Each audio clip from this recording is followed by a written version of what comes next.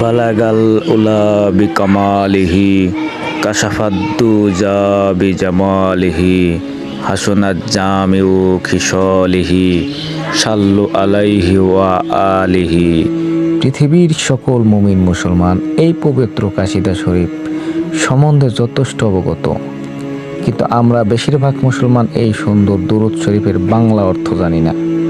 সম্মানীয় পাঠক, আসুন জেনে নেই অন্তর ছুঁয়ে যাওয়া চমৎকার এই কাশিদা শরীফটির বাংলা অনুবাদ এবং এর জন্ম ইতিহাস।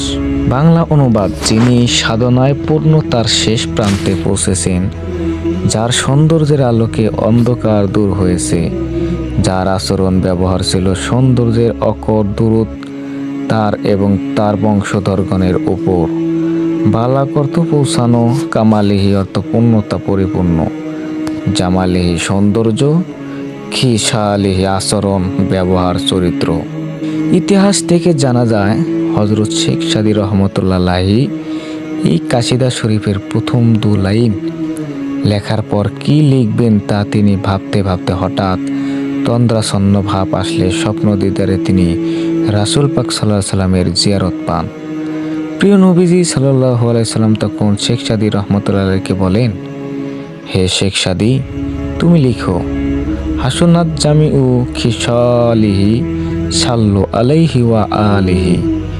বাংলা অনুবাদ: যার আচরণ ব্যবহার ছিল সৌন্দর্যের আকর দুরূদ তার এবং তার বংশধরগণের ওপর।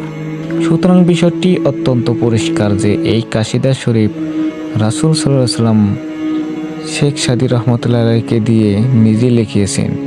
সুবহানাল্লাহ ওয়া বিহামদিহি। এই কাশিদা শরীফটি পড়লে অন্তরে এক সুন্দর শান্তি অনুভূতি হয়। এমন কোনো লোক বলতে পারবেন না এই কাশিদাটি শুনলে এবং পড়লে তার হৃদয়টা ভরে না যায়। সুবহানাল্লাহি বিহামদিহি, সুবহানাল্লাহিল আযীম।